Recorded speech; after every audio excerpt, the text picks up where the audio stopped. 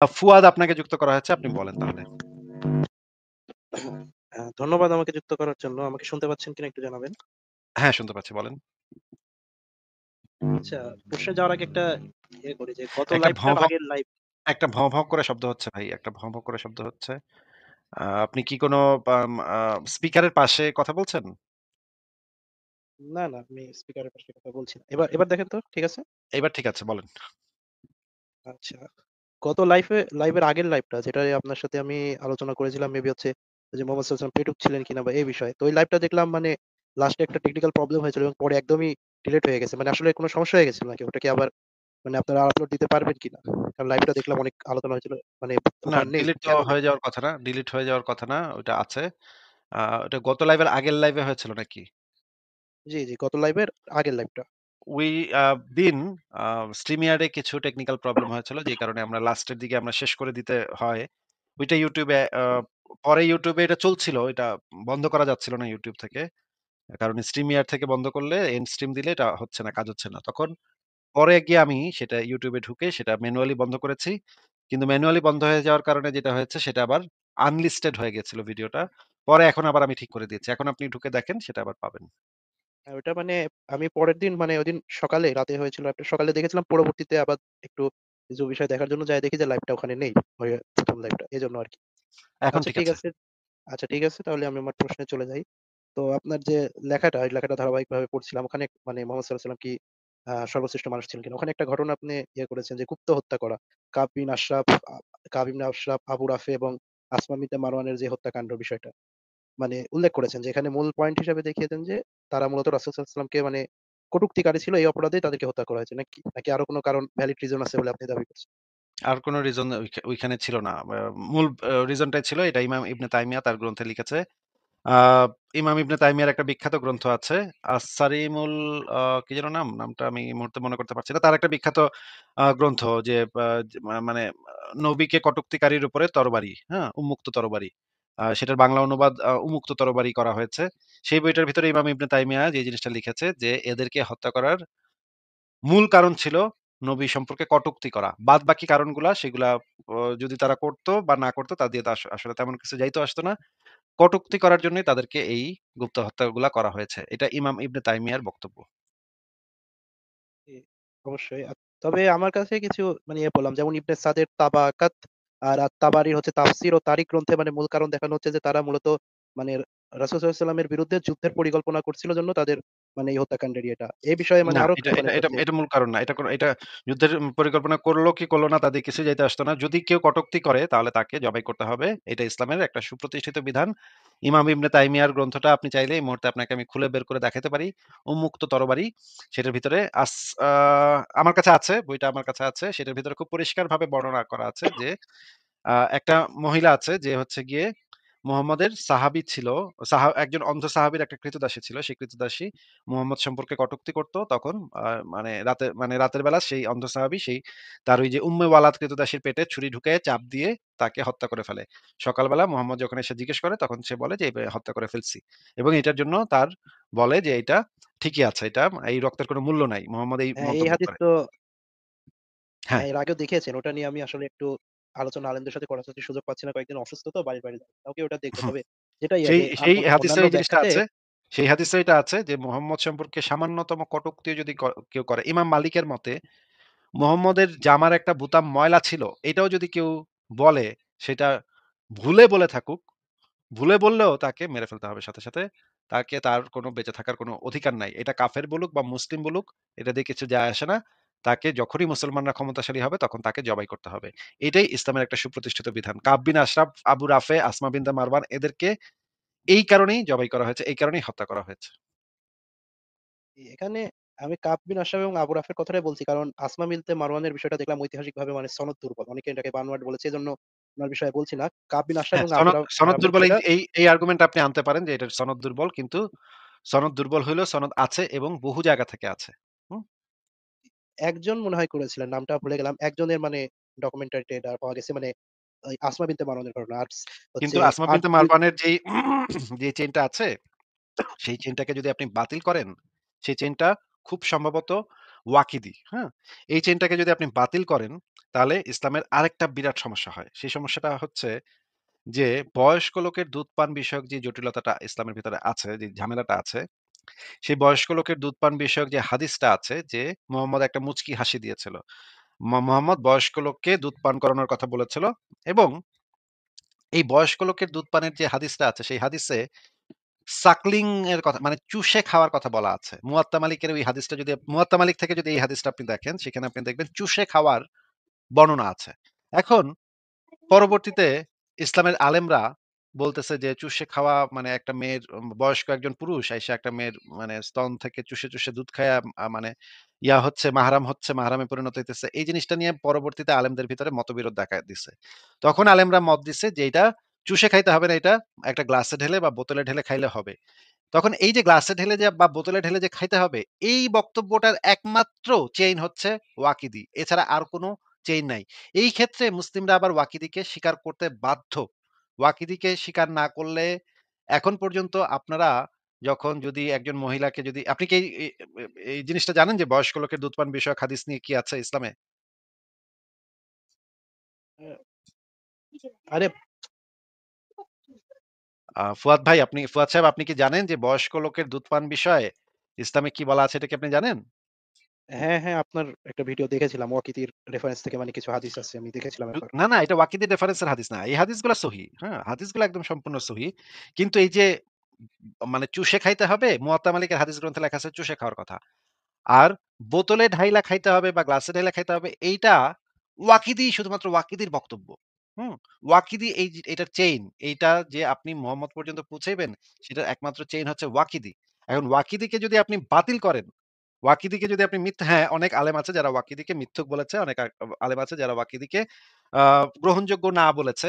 এখন ওয়াকিদিকে যদি আপনি বাতিল করেন তাহলে তো এই হাদিসে আপনি ধরা খাইয়া যাবেন। কারণ এই হাদিসে তাইলে তো আপনার বুক থেকে চুষায়া দুধ খাওয়াইতে হবে। তখন আপনি বুক থেকে চুষায়া দুধ খাওয়াইতে বাধ্য হবেন। আপনি কি সেটা মেনে নিবেন যে ইসলামে এই বিধান আছে যে একজন মানে প্রাপ্তবয়স্ক নারী একজন প্রাপ্তবয়স্ক পুরুষকে বুক থেকে চুষায়া দুধ খাওয়ায় মাহরামে পরিণত করতেছে। এটা কি আপনি তখন মানবেন ভাই? না বিষয়টা তো একটু কেমন যেন লাগছে না? তখন তো এটা ওয়াকিদিরে বাদ দিলে তো এটা মানতেই হবে আপনার। তখন তো আর আপনার উপায় থাকবে না। ওয়াকিদিকে যদি আসমা বিনতে মারওয়ানের ক্ষেত্রে বাতিল করেন, আবার ওই ক্ষেত্রে যদি আবার ওয়াকিদির মানে রেফারেন্স ধরে যদি আপনি বলেন গ্লাসে ঢেলা খাইলেও হবে, তাইলে তো ভাই আপনার এটা স্ববিরোধিতা হয়ে যাবে। এক জায়গায় আপনি ওয়াকিদিকে মানতেছেন, এক জায়গায় ওয়াকিদিকে মানতেছেন না। এটা তো তখন হবে না ভাই। ঠিক আছে বুঝতে পারলাম। মানে আমি বললাম যে অনেক ঐতিহাসিক বলেছেন আসমা বিনতে মারওয়ানের ঘটনাটা মানে দুর্বল এজন্য আরকি বললাম।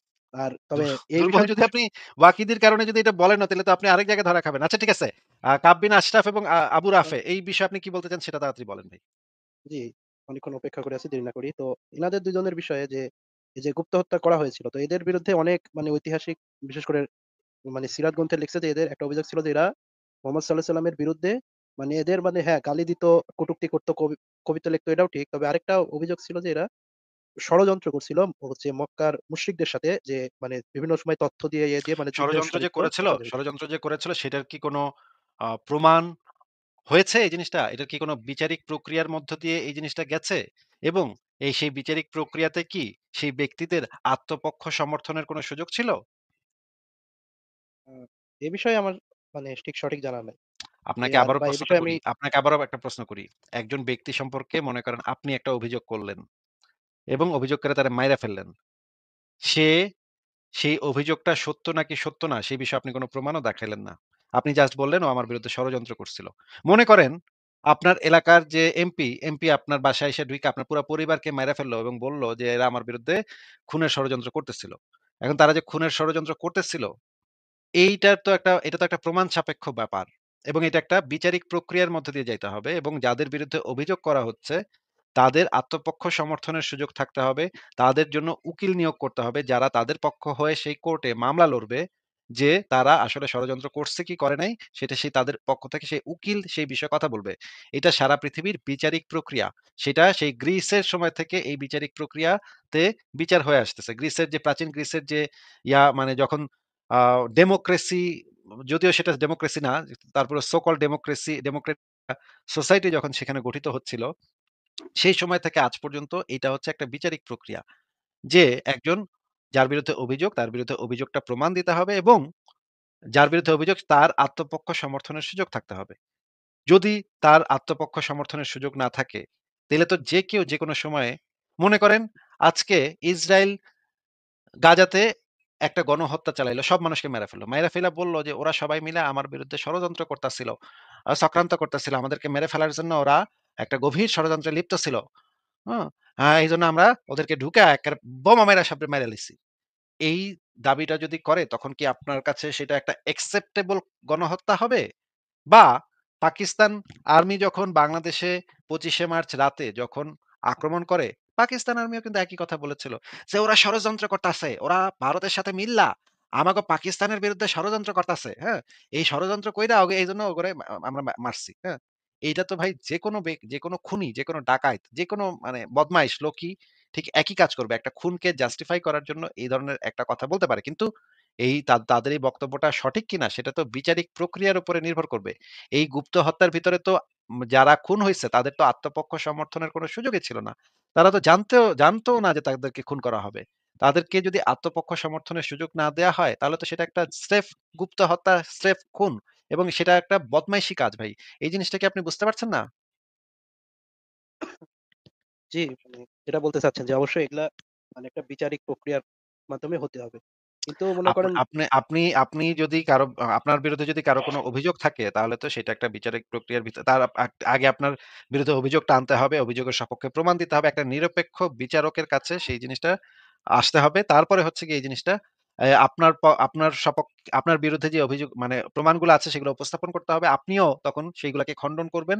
খণ্ডনের পরে তারপরে যদি আপনার যদি কোনো শাস্তি হয় তখন আমরা বলতে পারব যে এইটা একটা বিচারিক প্রক্রিয়ার ভিতর দিয়ে গেছে। যদি বিচারিক প্রক্রিয়ার ভিতর দিয়ে না যায় তাহলে তো সেটা একটা মানে বিচার বহির্ভূত হত্যাকাণ্ড। বিচার বহির্ভূত হত্যাকাণ্ড তো কোনো অবস্থাতেই অ্যাকসেপ্টেবল হইতে পারে না। বিচার বহির্ভূত হত্যাকাণ্ড এটা কোন মানে এটা অ্যাকসেপ্টেবল যদি একটু বলতেন? যেটা বলছেন আমিও এই বিষয়ে মানে একটু ঘাটাঘাটি করে দেখলাম যে যেভাবে মানে আধুনিক ইয়ে অনুযায়ী যে আচ্ছা আদালত বাংলাদেশে যে র্যাব যখন কাউকে ধরে, ধইরা তারপর মাইরা ফেলে। মাইরা গুলি করে মাইরা তারপরে তারা প্রেস বিজ্ঞপ্তি দেয়। আমরা সন্ত্রাসীকে ধরেছিলাম সেখান থেকে ধরার পরে তাকে নিয়ে আমরা অস্ত্র উদ্ধারে বের হলাম। বের হওয়ার পরে সেই সন্ত্রাসীর যে সঙ্গী সাথীরা লুকিয়ে থাকা সঙ্গী সাথীরা অতর্কিতভাবে আমাদের উপর গুলি চালায়।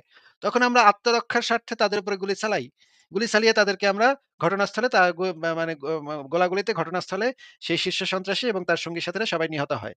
এই টাইপের যে একটা প্রেস রিলিজ র‍্যাব থেকে নিয়মিত দেয়া হয় বা দেয়া হইতো এই গত মানে বিএনপি আমল, আওয়ামী লীগ আমল পুরা সময় ভাই এই প্রেস রিলিজ পড়তে একই প্রেস রিলিজ পড়তে মুখস্থ হয়ে গেছে কাহিনী। সবসময় পড়তাম যে গোপন চক্রান্ত, গোপন ষড়যন্ত্র অপরাধীকে ধরা হইছে। তার কাছে গোপনে র‍্যাবের হাতে ধরা পড়ছে তারপরে নাকি তার লুঙ্গির ভিতরে নাকি বন্দুক ছিল ভাই। র‍্যাবের হাতে ধরা পড়ার পরেও নাকি লুঙ্গি থেকে সে বন্দুক বাইর করে তাদেরকে গুলি করছে। কি একটা অবস্থা, হ্যাঁ? ২ দিন সে র‍্যাবের হেফাজতে জেল হাজতে ছিল। তারপরে নাকি লুঙ্গির ভিতর থেকে নাকি সে বন্দুক বাইর করে তাদের উপর অতর্কিত আক্রমণ চালাইছে। তারপর নাকি বন্দুক উদ্ধার করতে যাইতে গিয়া নাকি সেখানে লুকিয়ে থাকা ওর সঙ্গী সাথীরাও এখানে এখনো বয়া রইছিল। মানে এগুলা যে র‍্যাবের একটা মানে ফাত্রামি এগুলা তো র‍্যাব যে এই ধরনের প্রেস রিলিজ দেয় কেন? সেগুলো তো ভাই আমরা সবাই বুঝি যে এরা বিচার বহির্ভূত হত্যাকাণ্ড চালায়। মানুষকে ধইরা মাইরা ফেলে। হ্যাঁ, হয়তো তারা অপরাধী। হয়তো কেউ এদের ভিতরে যাদেরকে মেরে ফেলে তাদের ভিতরে অনেকেই হয়তো অপরাধী সেই বিষয়টা আমরা জানি না। কিন্তু র‍্যাবের তো এই এখতিয়ার নাই তাদেরকে মেরে ফেলার। এইটা তো সিদ্ধান্ত নিবে কোর্ট। আদালত সিদ্ধান্ত দিবে তার বিপক্ষে কি যুক্তি প্রমাণ আছে সেগুলোর সাপেক্ষে আদালত সেটা সিদ্ধান্ত দিবে তাদেরকে কি শাস্তি দিতে হবে।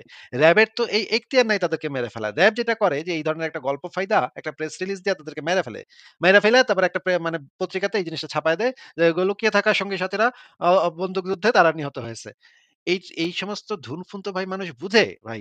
আপনারা যদি এখন এই সমস্ত ধুনফুন মানে মনে করেন এই র‍্যাবের এই ধুনফুন এগুলা দিয়ে এখনকার মানুষরে বুঝাইবেন, এটা তো হবে না ভাই। এই যে মোহাম্মদ বলছে এরা ষড়যন্ত্র করতেছিল আমারে মাইরা ফেলাইতো, আমারে সবাইরে মাইরা ফেলানোর ষড়যন্ত্র করতেছিল। ভাই ষড়যন্ত্র যে করতেছিল সেটার সপক্ষে কি প্রমাণ তোমাদের কাছে ছিল?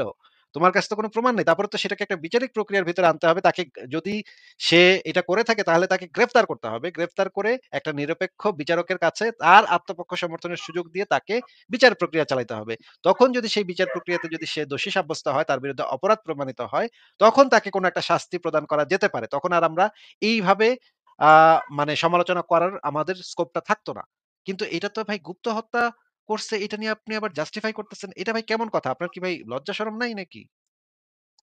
না আসলে আমি যেটা মানে ভাবছিলাম মানে যেভাবে যে এরকম গুপ্ত হত্যা কিন্তু অনেকেই হয়েছে। প্রত্যেকটা মানে অনেক রাষ্ট্র যেমন আরে আপনার অনেক ছোট হয়ে থাকলে সেগুলো খারাপ হইছে। গুপ্ত হত্যা হইলে খারাপ হবে ভাই। গুপ্ত হত্যা তো আচ্ছা কোনো অবস্থাতে অ্যাকসেপ্টেবল না। অনেকে তাহলে হয়েছে, আমি অনেকে তো ঘুষ খাইতেছে। তাইলে কি ঘুষ কি আছে নাকি?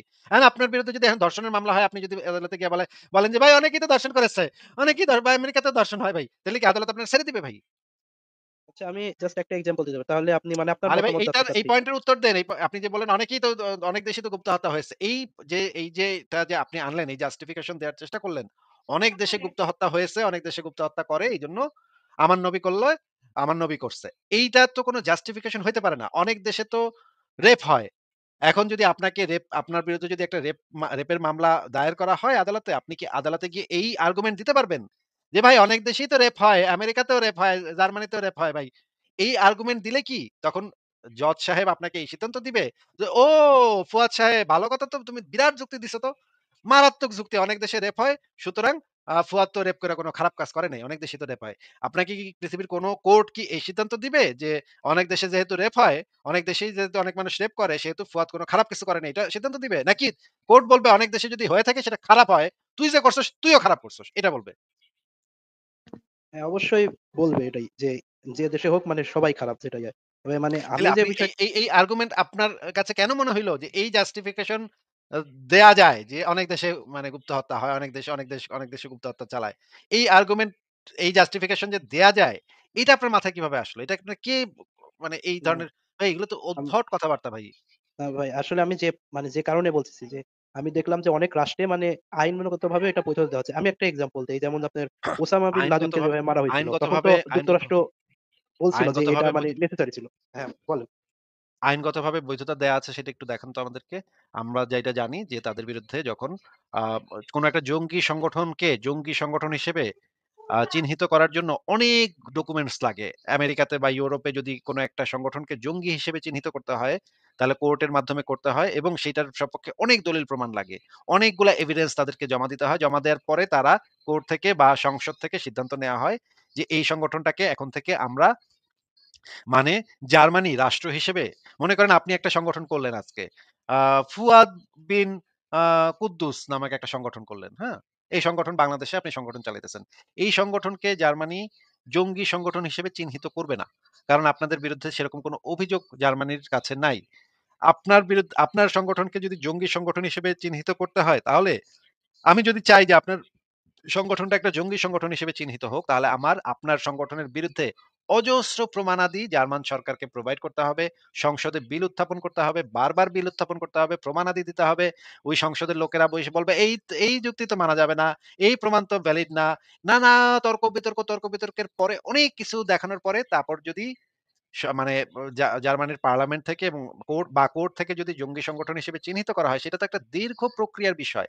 একবার যদি জঙ্গি সংগঠন এটাকে প্রমাণ করা যায় কোন একটা সংগঠনকে এবং আপনার বিরুদ্ধে যখন আপনি যদি সেই সংগঠনের মানে একজন নেতা হন, আপনার বিরুদ্ধেও যদি অভিযোগ প্রমাণিত হয়, মানে জার্মানির কোন কোর্টে বা জার্মানির কোন আ মানে মানে বিচার প্রক্রিয়ার ভিতর দিয়ে যদি আপনার বিরুদ্ধে অভিযোগ প্রমাণিত হয়, তখন আপনাকেও সুযোগ দেওয়া হবে যে আপনার আত্মপক্ষ সমর্থনের সুযোগ আছে এতদিন পর্যন্ত। এতদিনের ভিতরে আপনাকে কোর্টে হাজির হয়ে দেখবেন আপনি বিভিন্ন কোর্ট থেকে এই বিজ্ঞপ্তি দেওয়া হয় যে এই এতদিনের ভিতরে তুমি আইসা তোমার আত্মপক্ষ সমর্থন করে তুমি স্যারেন্ডার করে তুমি আত্মপক্ষ সমর্থন করো এই কোর্টে এসে।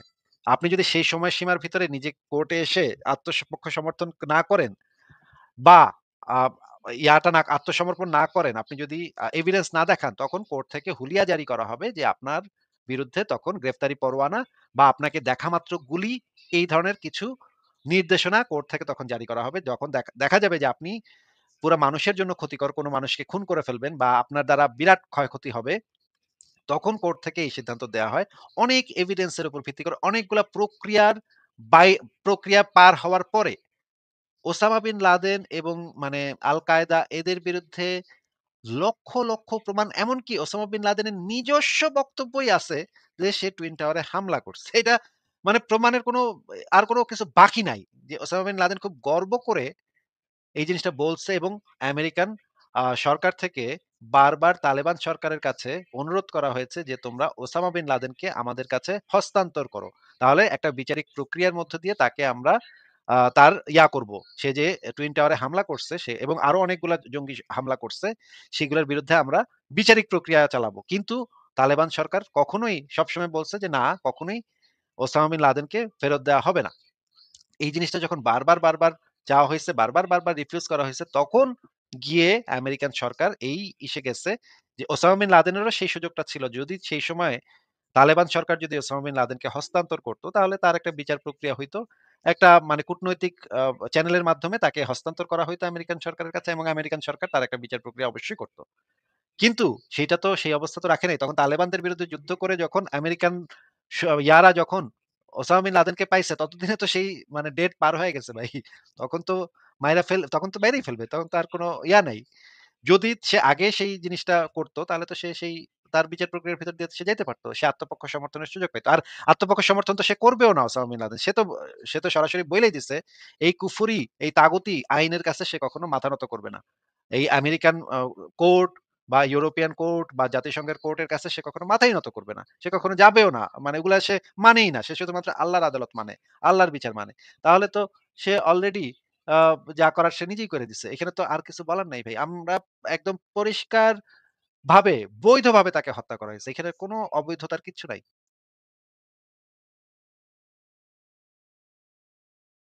হ্যাঁ, ফুয়াদ, আপনি বলেন যে এই ওসামা বিন লাদেন এবং যে বাগদাদিকে, যে বাগদাদিও মরছে, কুত্তার কামড় খায় না কেমনে মরছে যেন? এইগুলা এদের মৃত্যুর ভিতরে তো কোনো অবৈধ কোনো ঘটনা ঘটে নাই তো। আচ্ছা, আমি যেটা বলছি যে, বলছেন যে বিচার কার্যের মধ্য দিয়ে যেতে হবে বা এরকম কিছু। আচ্ছা, আমি জাস্ট একটা এক্সাম্পল। আমার এক্সাম্পলে ভুল হলে আপনি বুঝাই দিয়েন। যে বাংলাদেশের মুক্তিযুদ্ধের সময় যে বিভিন্ন রাজাকারকে টার্গেটেড কিলিং করা হইছে মুক্তি ফৌজের দ্বারা। তাহলে এটা কি ভাই অবৈধ ছিল? আপনার কাছে কি মনে এটা হয়? যুদ্ধের নীতি ভিন্ন। যুদ্ধ যখন একদম মানে সম্মুখ সমরে যখন থাকবে, তখন যখন অস্ত্রসহ থাকবে, তখন অস্ত্র দ্বারা যখন আপনাকে খুন করে ফেলতে পারে, আপনাকে মেরে ফেলতে পারে, তখন আপনার সেই অধিকার থাকবে আপনার নিজেকে প্রোটেকশন এর। কিন্তু সেই বাহিনী যদি অস্ত্র ফেলে দেয়, হাত থেকে যদি ফেলেও দেয়, মনে করেন রাজাকারের সাথে আপনি যুদ্ধ করতেছেন, আপনি মুক্তি বাহিনী, আপনি রাজাকারের সাথে যুদ্ধ করতেছেন, হঠাৎ রাজাকারের হাত থেকে অস্ত্রটা পড়ে গেছে। জেনেভা কনভেনশন অনুসারে আপনার তখন গুলি থামায় দিতে হবে। আপনি তখন গুলি করতে পারবেন না। যেহেতু সে অস্ত্র ছেড়ে দিছে, অস্ত্র আর হাতে ধরে নাই, সেই মুহূর্তে আপনার তাকে খুন করা থেকে বিরত থাকতে হবে। যখন সে আবার যদি অস্ত্র ধরে, তখন আপনি আবার অস্ত্র ধরতে পারবেন।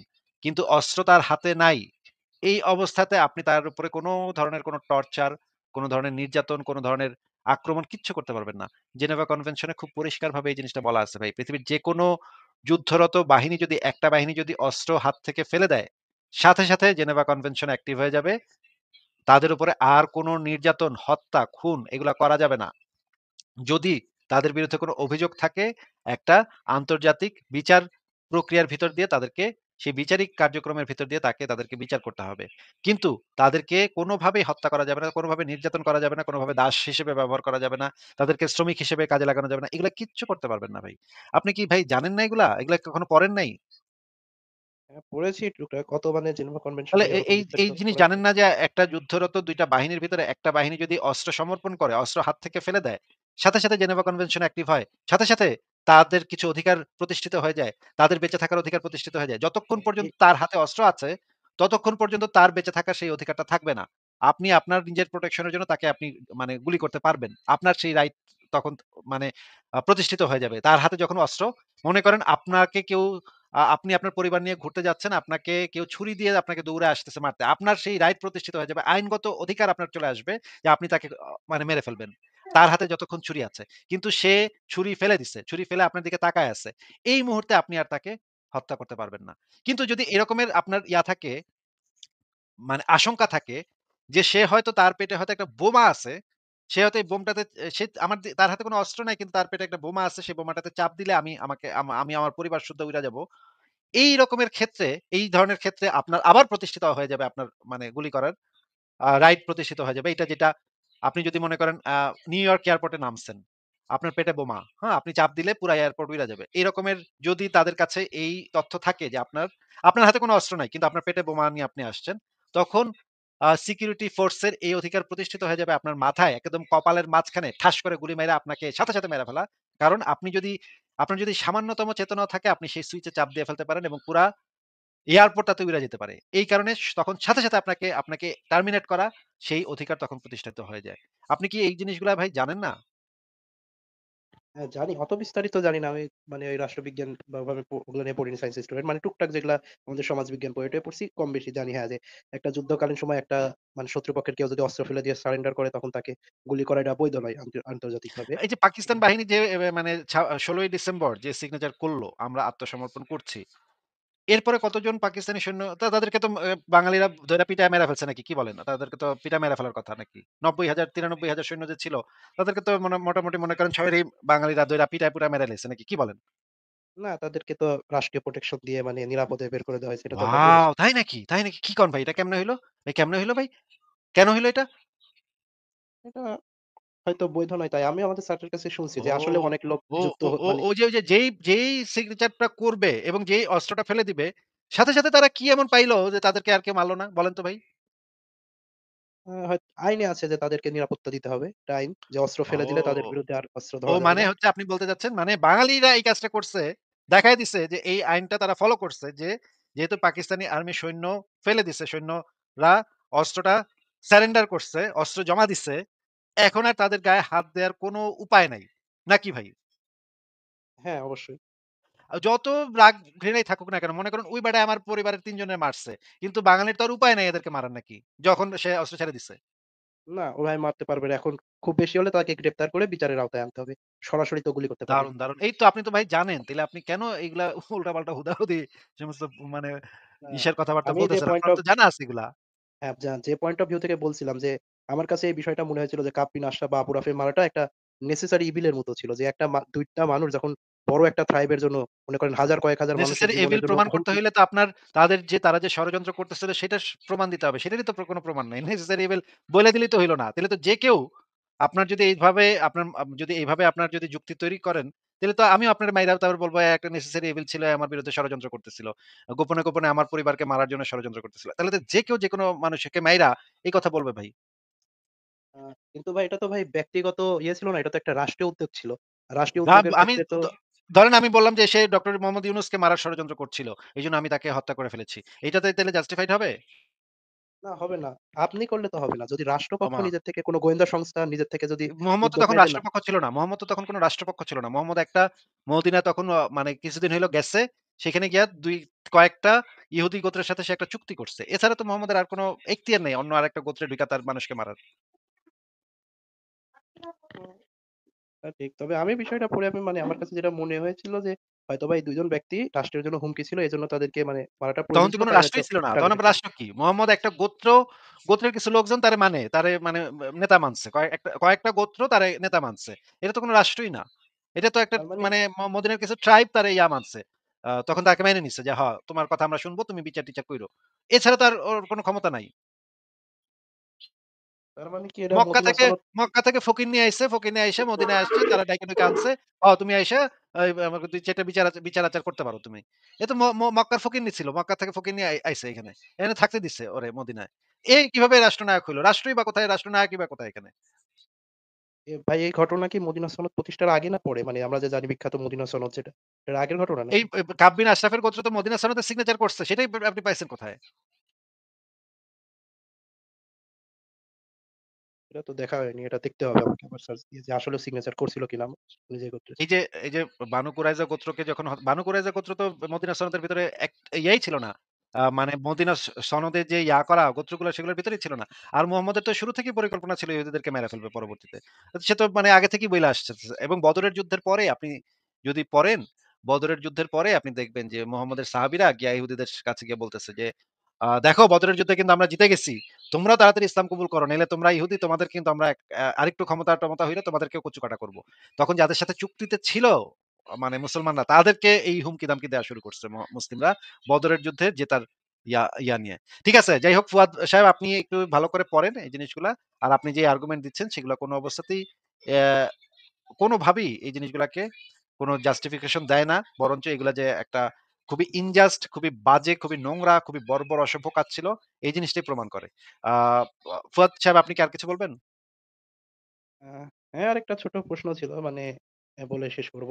বিস্তারিত হ্যাঁ, হয়তো বলেন। বলতে হবে না। আপনি শর্ট করে যে একটা বিষয় যে ফারাজ ভাইয়ের সাথে একদিন আলোচনা হচ্ছিল যে উনি বলছিলেন যে কোরআনের আয়াতের সঠিক ব্যাখ্যা বা ইন্টারপ্রিটেশন নিতে হলে আমাদের কি মানে সায়েন্স এর উপর নির্ভর করতে হবে কিনা? এটা একটা প্রশ্ন ছিল। আরেকটা প্রশ্ন করছিল যে, যারা মানে সেই আমলে এগুলার মানে ইন্টারপ্রিটেশন করে গেছে, তারা কি সায়েন্স এর মানে ভিত্তি করে এটা করছে কিনা? মানে উনি এই কথাটা এটা বলছে যে, কোরআনে অনেক সায়েন্স এর বিষয় আছে মানে আমরা এখন বলছি। তখন কিন্তু যারা অনেক আগে এটার মানে ব্যাখ্যা করে গেছে, তারা কি আসলে সায়েন্স এর সাহায্য নিয়ে ব্যাখ্যা করছে কিনা?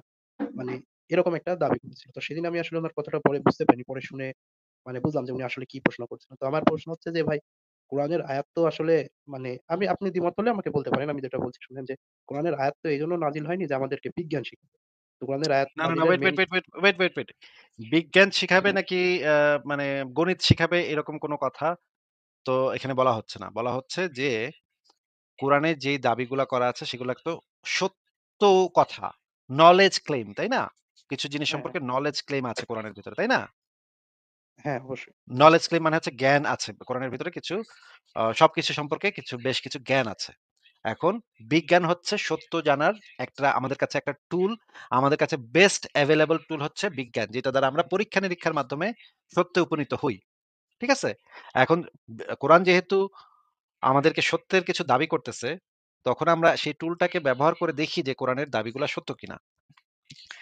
কোরআন যেটা দাবি করতেছে যে সত্যের ক্লেম করতেছে বা নলেজ ক্লেমটা করতেছে। এই নলেজটা সত্য কিনা সেটা আমরা সেই টুলটা ব্যবহার করে টেস্ট করে দেখি। যেটাকে আমরা বলি বিজ্ঞান। ঠিক আছে? এখন আপনি যে বললেন কোরআন তো বিজ্ঞান শিখাইতে আসে নাই। কোরআন বিজ্ঞান শিখাইতে আসে নাই। কিন্তু কোরআনের ক্লেইম গুলা সত্যের দাবি বা নলেজ ক্লেইম সেটাকে টেস্ট করতে হলে অবশ্যই বিজ্ঞানের সাহায্য নিতে হবে। আপনি কি আমার কথা বুঝতে পারছেন? হ্যাঁ, আমি বুঝতে পেরেছি। তো আমি একটা এক্সাম্পল দিয়ে মানে আমি যেটা বলতে চাচ্ছি একটা এক্সাম্পল দিলে ভালো হবে যে, সূরা নূরের ৪০ নাম্বার আয়াতে আল্লাহ বলছেন যে তাদের অর্থাৎ সে মানে যারা জুলুম করে মানে কাফেরদের বোঝানো হচ্ছে যে তাদের অন্তরটা হচ্ছে কি সমুদ্রের গভীরে উৎপন্ন অন্ধকার ঢেউয়ের মতো যার উপরে স্তরে, স্তরে রয়েছে ঢেউ। তো এখানে কিন্তু কোরআনের মূল উদ্দেশ্য যে কাফেরদের মানে অন্তর্জাল যে কতটা মানে অন্ধকারাচ্ছন্ন, তারা যে অজ্ঞ, এটার একটা মানে এক্সাম্পল হিসাবে আল্লাহ নিয়ে আসলেন কি সমুদ্রের গভীরে উৎপন্ন অন্ধকার ঢেউ। এখন এইট আধুনিক এই এই বিজ্ঞান জিনিস এসে এই জিনিস ভাই মানে ওডিসিয়াস, ওডিসি, ওডিসির ভিতরে আপনি এরকম হাজার, হাজার জিনিস পাইবেন। আপনি ভাই যে সারা জিন্দেগিতে তো কোরআন ছাড়া আর কোন বই পড়েন নাই তো, হ্যাঁ? আপনারা তো কোরআন ছাড়া তো আর কোন বই তো জিন্দেগিতে নামও শুনেন নাই। হোমারের যে ওডিসিয়াস আছে, ওডিসিয়াসটা ভালো করে পড়েন। এরকম হাজারে, হাজারে জিনিস পাইবেন যে আপনি মানে হইবেন যে এত আগের মানুষ এগুলা জানলো কেমনে? ভাই এত আগের মানুষ এগুলা জানতো। এগুলো অনেক কিছুই এত আগের মানুষ জানতো। কারণ আপনারা জানেন না, কারণ আপনারা তো কোরআন ছাড়া কিছু পড়েন না ভাই, হ্যাঁ? আপনারাই এগুলা জানেন না। গ্রিসের লোকেরা বহু আগে থেকে উপবৃত্তাকার মুহাম্মদের বাপের জন্মের আগে থেকে উপবৃত্তাকার পথে যে পৃথিবী ঘুরে সেটা পৃথিবী যে সূর্যের চারিদিকে উপবৃত্তাকার পথে ঘুরে সেটা মুহাম্মদের বাপের জন্মের বহু আগে বইলা গেছে। হাইপেশিয়া নামক একজন মহিলা হ্যাঁ, আমি এই বিষয়ে জ্যোতির্বিজ্ঞানী। আপনার সাথে একমত। হ্যাঁ, আমি হ্যাঁ? এই উদাহরণটা আনছিলাম। কিন্তু ভাই একইভাবে আমি যেটা হাইপেশিয়ার জীবনে দেখছি যে, অনেক ক্ষেত্রে হয়েছে কি এরা জানতো ঠিক আছে, কিন্তু এটা তো মানে ইন্টারন্যাশনালি অনেক সময় এস্টাবলিশ করতে পারে না। তাদের গোত্রের কারণে তাদের মেরে ফেলা হইছে তাদের গবেষণায় যেমন যে সূর্য যে পৃথিবীর চারপাশে ঘুরে আমরা কিন্তু এখনো জানি যে এটার মানে ক্রেডিট দেওয়া হয় কিন্তু গ্যালিলিওকে। কিন্তু এখন এসে আমরা বলি যে হ্যাঁ, হাইপেশিয়া বা আগের কিছু লোক হাইপেশিয়া না, জানতো। কিন্তু মেইন অ্যারিস্টাকার্স ক্রেডিট তো এটা বহু আগে বইলা গ্যালিলিওকে গেছে। দেয়। হ্যাঁ, কিন্তু মানে তাদের এটা ওইভাবে মানে ইন্টারন্যাশনাল তো এস্টাবলিশ না। হয়তো নির্দিষ্ট কিছু লোক জানতো। মানে গোটা বিশ্বের লোক তো আর জানে যায়নি যে তাদের এই আবিষ্কারটা মানে হইছে আর মানে ভাই মানে ভাই যেটা বলতে আপনি চাচ্ছি। আপনাকে আমি আপনাকে যেটা বোঝাতে চাচ্ছি যে মনে করেন এই যে মানে কোরআন এবং হাদিসে যেই কনসেপ্টের কথা বলা আছে। যেমন ধরেন একটা বাম আ আ হাদিসে কুদসি এবং বুখারী মুসলিমের যেটা আছে যে সূর্য রাতের বেলা আল্লাহর আরশের নিচে গিয়া ইবাদত বন্দেগী করে এবং উদিত হওয়ার জন্য আল্লাহর কাছ থেকে অনুমতি প্রার্থনা করে। যখন তাকে অনুমতি দেওয়া হয় তখন সে আবার উদিত হয়। একদিন তাকে অনুমতি দেওয়া হবে না। সেদিন সূর্য পশ্চিম দিক থেকে উদিত হবে। এইটা হাদিসে কুদসি থেকে অনেকগুলা হাদিস গ্রন্থে আছে। এখন এই হাদিসটা যদি আপনি ভালোভাবে এনালাইসিস করেন এবং ইমাম ইবনে উসাইমিন সরি ইমাম মা কি বলে উনার নাম? উসাইমিন যে হচ্ছে কি গত শতাব্দীর আ সবচাইতে বড় ইসলামিক সালেহ আল স্কলার হোসেনি, সালেহ আল হোসাইমিন, শাহেখ হ্যাঁ। সালেহ আল হোসেনি। সালেহ আল হোসাইমিন এই হাদিস এবং কোরআনের আয়াতগুলা থেকে এই সিদ্ধান্তে উপনীত হইছে যে সূর্য ঘোরে না, পৃথিবী ঘোরে না, সূর্য ঘোরে। ঠিক আছে? সে তার ফতোয়া গ্রন্থে এই জিনিসটা খুব পরিষ্কারভাবে বলছে যে কোরআন এবং হাদিস থেকে এই সিদ্ধান্তেই শুধুমাত্র আসা যায় যে পৃথিবী ঘোরে না, পৃথিবী স্থির, সূর্য ঘোরে। সূর্য পৃথিবীর চারিদিকে ঘোরে। এখন আপনি যদি এই কোরআন এবং হাদিসে যেই ক্লেইমটা আছে, এটা তো একটা সত্যের দাবি, তাই না? এটা তো একটা বাস্তব জগতে যে ঘটনা গুলা ঘটতেছে সেগুলা সম্পর্কে এক ধরনের দাবি যে সূর্য রাতের বেলা আল্লাহর আরশের নিচে গিয়ে ইবাদত বন্দেগী করে। এটা তো সূর্য সম্পর্কে একটা জ্ঞান, একটা নলেজের ক্লেইম। তখন আমরা তো আমাদের বিজ্ঞানের জ্ঞান দ্বারা এই জিনিসটাকে অবশ্যই টেস্ট করে দেখব যে এই দাবিটা সত্য কিনা। যদি আমরা দেখি এই দাবিটা ভুল, তখন তো আমরা অবশ্যই বলব যে এইটা এখানে ভুল বক্তব্য আছে। তখন যদি আপনি বলেন, "না, না, না, না, না, না, না, না, কোরআন তো বিজ্ঞানের বই না। কোরআন তো বিজ্ঞান শিখাতে আসে নাই।" না, আমরা কেউ বলিও নাই কোরআন বিজ্ঞান শিখাতে আসছে। আমরা বলেছি কোরআনের যে ক্লেইমটা আছে, যে দাবিটা আছে, সেইটা আমাদের যুক্তি, তথ্য, প্রমাণের উপর ভিত্তি করে আমরা যে বিজ্ঞানের যে জ্ঞান আছে, সেই জ্ঞান দ্বারা টেস্ট করলে দেখতে পাই যে এটা সম্পূর্ণ একটা গাঁজাখুরি, অশিক্ষিত মানুষের কথা এবং মূর্খ মানুষের কথা। এবং আমরা এটা বুঝি যে মোহাম্মদ সেই সময়ে যতটুক তার ওই মানে ভেড়া চড়ায় যতটুক তার জ্ঞান বুদ্ধি হইছে সেখান থেকে সেই কথাটা বলছে। এটা আমরা খুব পরিষ্কারভাবে এখান থেকে এই সিদ্ধান্তে আসতে পারি। বলেন এবার। হ্যাঁ, হ্যাঁ, বুঝতে পারছি। তবে আমি যেটা বলতে চাচ্ছি বুঝাতে পেরেছি কিনা যে হ্যাঁ, কোরআনের বিষয় এখন অনেক আধুনিক যুগে এসে অনেকে বিজ্ঞান দিয়ে ব্যাখ্যা করছে। কিন্তু কোরআনের মেইন উদ্দেশ্য তো মানুষকে বিজ্ঞান শিখানো না। কিন্তু অনেক সময় ভাই ইনডাইরেক্টলি বিজ্ঞান বিজ্ঞানের আবারও সাথে বলতেছি, সামঞ্জস্য পাওয়া যায়। আবারও বলতেছি, বিজ্ঞান হচ্ছে একটা টুল, যে টুলটা দিয়ে আমি সত্য জানতে পারি। ঠিক আছে? আ আমার মনে হচ্ছে আপনি এই জিনিসটা নিয়ে একটু চিন্তা করেন। আমি কি কথাটা বললাম সেটা নিয়ে আরেকটু ভাবেন। তারপরে আরেকদিন এসেন। ঠিক আছে ফুয়াদ ভাই, আজকে তাহলে আপনাকে বিদায় জানাই। হ্যাঁ? হ্যাঁ, আচ্ছা ভাই, ধন্যবাদ অনেকক্ষণ কথা বলার জন্য। আর দেখছি যে আপনার মানে যে সংশয়.com এর ভিডিওতে আমার সাথে অনেক আলোচনাই দেখলাম যে ভিডিও আকারে মানে আপনার এখান থেকে মানে লাইভ থেকে কেটে প্রকাশ করা হয় না? অনেকগুলো আসছে। তো মনে হচ্ছে যে আপনার সাথে আলোচনা হয়তো গুরুত্বপূর্ণ টপিক নিয়ে আলোচনা করছি। কারো মতো হ্যাঁ ভাই, ঠিক আছে। আপনি মানে আবারও আসবেন অযথাই আরকি। অবশ্যই। আলোচনা করতে চাইলে হ্যাঁ, অবশ্যই আসবেন। সামনে ভদ্রভাবে আলোচনা করলে, ভালোভাবে আলোচনা করলে অবশ্যই আমাদের লাইভের দরজা সবসময় খোলা থাকবে। অবশ্যই আপনি কি আমার থেকে অভদ্রতা পেয়েছেন কখনো? আমি তো সর্বোচ্চ না, মানে না, ভদ্রতা না, না। চেষ্টা করি আরকি। এখন ঠিক আছে ভাই, মানুষ ভালো মাত্রই তো থাকেন। ভুলের ঊর্ধ্বে না। আচ্ছা ঠিক আছে ভাই, ধন্যবাদ। কথা বলে ভালো লাগলো। ঠিক আছে, তাহলে বিদায় জানাচ্ছি আপনাকে। আশা করি ভালো থাকেন। ভালো থাকবেন। তাহলে আজকে আমরা লাইভটা